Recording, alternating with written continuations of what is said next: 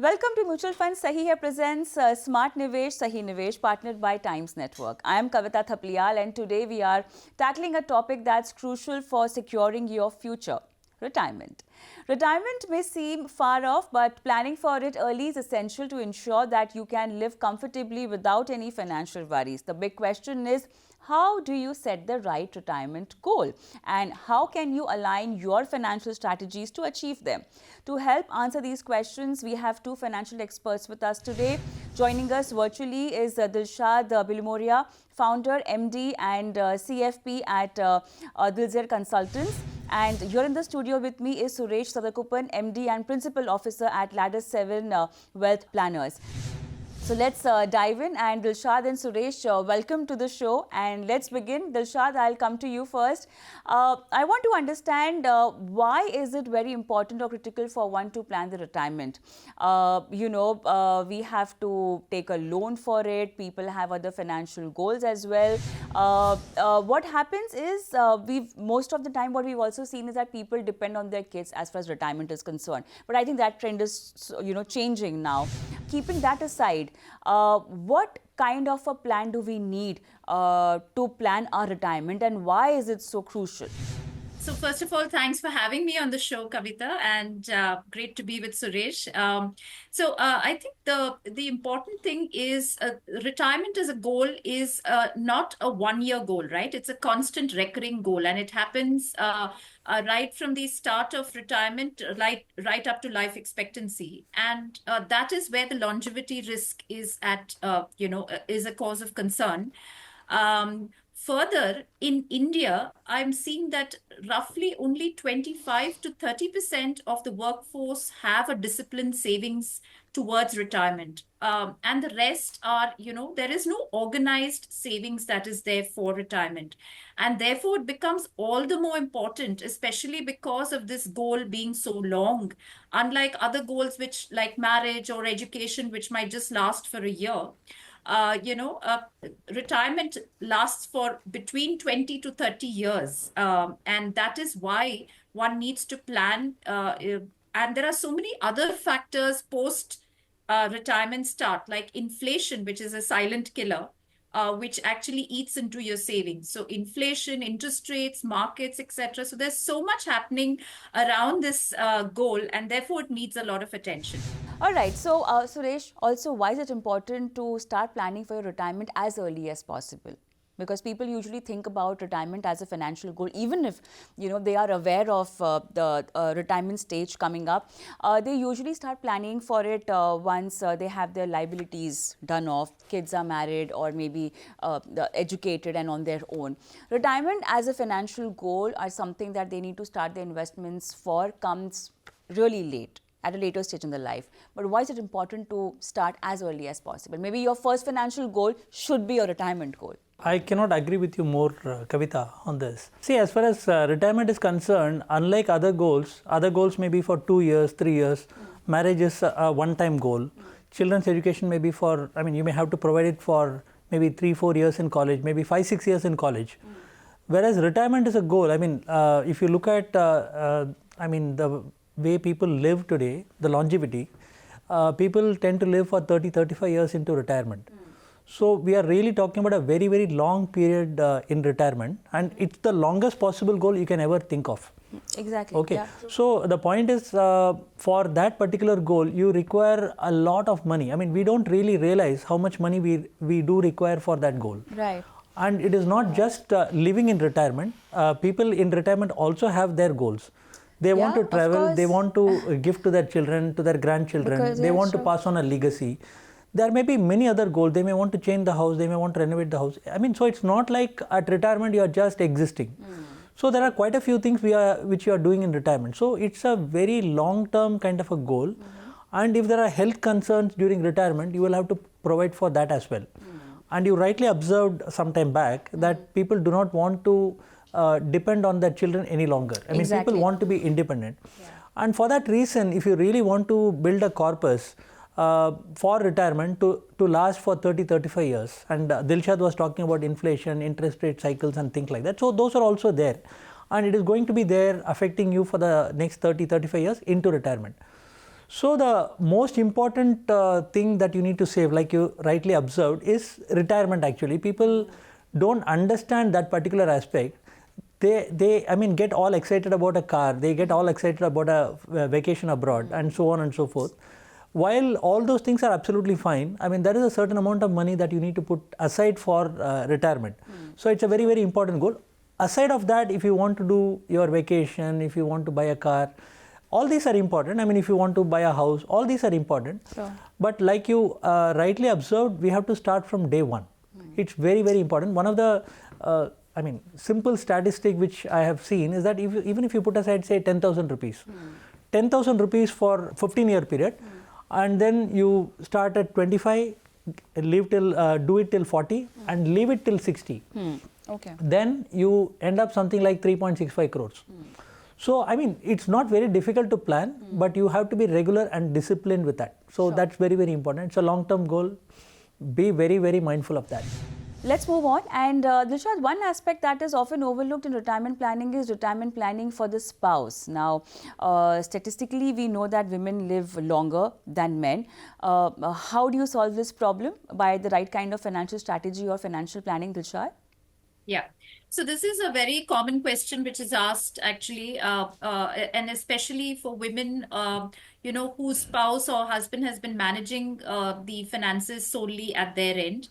The first question is, will the corpus outlive me? Will there be enough to sustain post my husband's death? What about medical expenses? Would they be covered for me after my spouse? And things like, is there a plan in place that after my spouse, who is going to handhold me when it comes to, taking care of these decisions of retirement? So I think all these questions can be answered if from the beginning itself, the husband and wife join all conversations when it comes to retirement planning. So that, we encourage that a lot, because when people sit together, they actually understand what is being planned, where their investments are, what is, the inflation, what is the plan for withdrawal in terms of retirement income, what are those kind of best case, worst case scenarios that can happen. And I think these questions are well answered when both are together. So that the spouse and the wife is able to be well prepared at the time of her husband's demise. Sure. You would like to add something on this? Yeah, normally when the planning is done, typically it is for the couple. Right. Okay. It is never for the lifetime of the individual alone. Okay. And typically, I mean, what we have seen in a lot of cases is that, the person, suppose it is the husband who is actually planning everything. Yeah. They are very, very concerned about leaving aside enough money for their wife. So, that is what we have found. In fact, several people have come to us just so that, their wife has not taken too much inclination into managing their finances. So, one of the reasons why they have even come to us is primarily to ensure that everything will be absolutely smooth when they are no longer there. So, it's not that people are not planning for the couple. In fact, most of the people whom I know, they are very, very concerned and they are actually planning for both of them. And typically as financial advisors also, when we plan, it is always for both of them. And we also are aware that statistically women tend to outlive men. And we need to plan for their entire life, and if they want to have to leave a legacy or they want to gift, whatever their intentions are, we need to plan for that as well. In a good case where there is enough money, we plan for all that.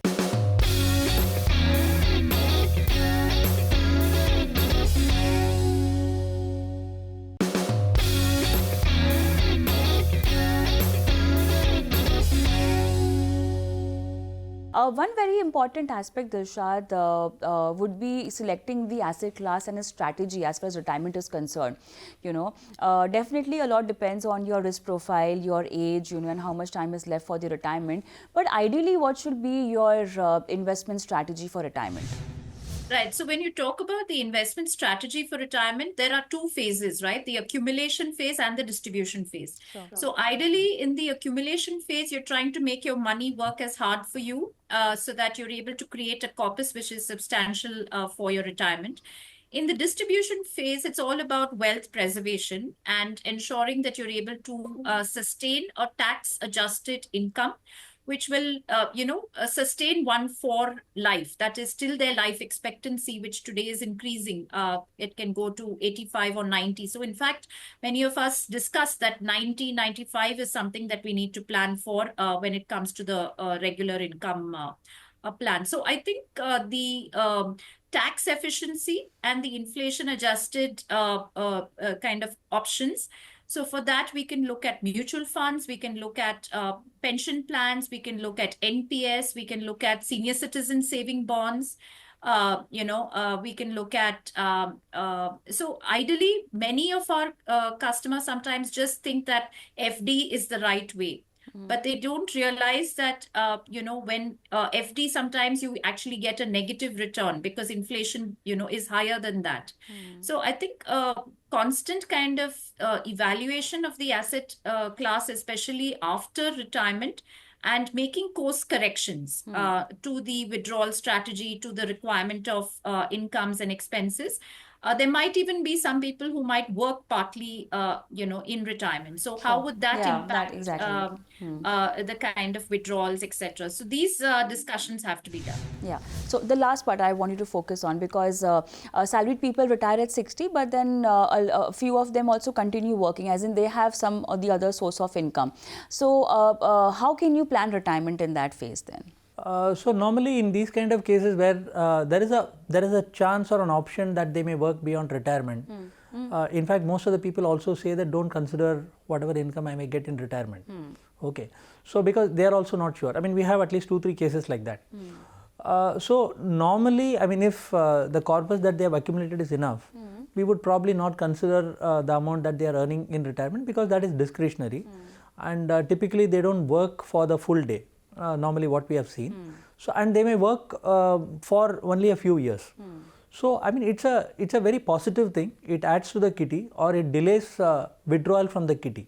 Exactly. So from that point of view, it is positive. There are other cases where the corpus accumulated is not enough, and in that sense, for them to work for a longer period of time, even if they are not able to put aside some money into savings, but if they are able to generate some money to the extent that they can defray their expenses, even that will help. In that sense, what will happen is, if they are going to work for next 5-6 years, they will not touch the corpus for the next 5-6 years, and it has the potential to grow for them. And so the expenses will be taken care of within what they are earning. So depending on that particular situation, we will have to plan. So in a situation where expenses are going to be taken care of by the income that they are generating, we don't have to set up an income for them. And the income can be set up at a future point in time. So whereas if they are not very sure, and if the income itself is sporadic, then we will have to set up an income, and whatever is going to come in as an income, as an income from their side in terms of consultancy or something like that, then we will have to invest that and help them to add to the corpus, so that at a future point in time it will be helpful for them. All right, let's move on, and Dilshad, let's also talk about the FIRE concept. What key elements need to be kept in mind to achieve this? Actually, when you actually break down what is FIRE and why is it really needed? Because, even when people retire at 55, they don't really retire. Because today there are so many options which are available, like pursuing hobbies or doing social work, etc. So when we address the FIRE question, I think more important is behind that question, why is the person, wanting that to happen? Because you can take a 1-month break, you can take a 6-month or even a 1-year sabbatical. Post that, everyone needs to feel useful and to do things that are actually, going to make their brain work. So when it comes to FIRE, we actually try and find out the underlying reason why this is happening. But we encourage people to do some sort of side either consulting. So the main thing here is to achieve financial freedom. So when we say that we are, creating a corpus of financial, for retirement, the individual can decide whether they want to work in a 9 to 5, 9 to 6 job, or whether they want to do stuff that they really like and pursue hobbies, and at the same time make an income out of it as well. So while creating the main corpus is to secure financial kind of security and financial freedom, I think these other options should be looked at when planning for retirement. Interesting. Let's also talk about mutual fund as a vehicle to accumulate retirement corpus. We have features like SWP, which work beautifully and blend beautifully with this particular financial goal. How can you activate mutual fund as a vehicle to achieve this goal, and how can you make the best use of SWP? Yeah, a mutual fund is actually a very, very good way of actually accumulating savings for retirement. Like I mentioned at the outset, you have employee provident fund, you have other vehicles into which you put money, including public provident fund, NPS, and things like that. So I mean, they will help you to accumulate a certain corpus, and it grows at a particular rate. Whereas in the case of a mutual fund, I mean, mutual fund generally is understood to be purely equity, which it is not. Mutual fund actually straddles the entire spectrum of all assets which are available. It can be equity mutual fund, hybrid, debt, gold, and so on. So it straddles the entire spectrum of assets. So according to what the way that you want to invest, according to your risk profile and asset allocation requirements, you can invest in equity oriented gold or other instruments, so that you can actually pump up your retirement corpus over a long period of time. So if you look at Indian scenario, I mean, Sensex has itself given 15% plus CAGR returns from 1980. So I mean, while the potential for that kind of returns are there, I would say take it as 11-12%. Even that 11-12% as opposed to, let us say, a FD kind of a return which is 7.5 or 8%, will over a long period of time give a substantial push to your corpus. And from that point of view, mutual fund is a very good vehicle. Instead of directly putting money in stocks, which some people try to do, you don't know which stocks to pick up. I mean, you get all excited by certain companies which you see on TV or which you read about. As opposed to that, I mean, when you put money in a mutual fund, there is a fund manager and a research analyst team who are essentially specialists, who have experience and expertise and education, and they will be able to actually put together a fund which has all the appropriate underlying equities, which can give you the returns over a long period of time, and it is also very closely monitored. Exactly. So mutual fund is a fantastic vehicle for anybody looking to invest in equity and other asset classes, and it's a great way to accumulate a retirement corpus. Now coming to the next question which you asked, which is SWP. In the case of a systematic withdrawal, there are several advantages in that. One is, of course, the upfront advantage, which is the tax advantage. In the case of a systematic withdrawal plan, you have a capital gain tax as opposed to an income tax treatment.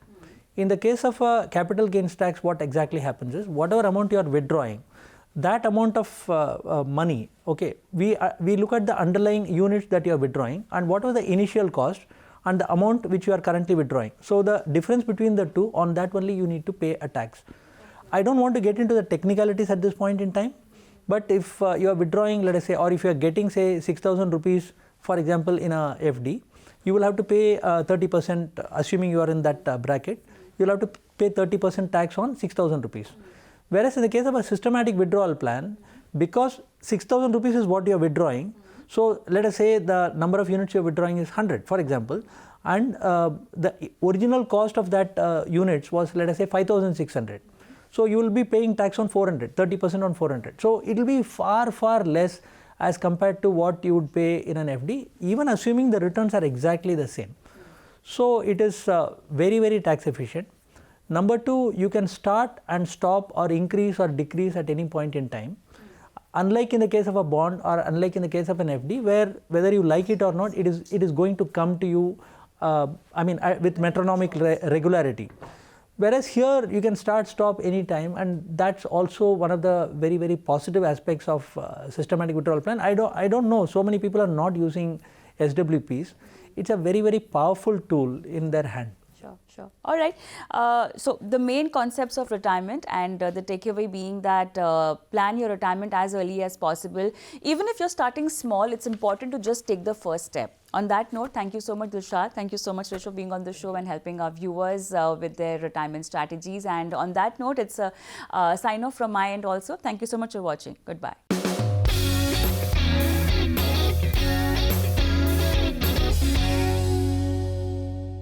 Mutual fund investments are subject to market risks. Read all scheme-related documents carefully.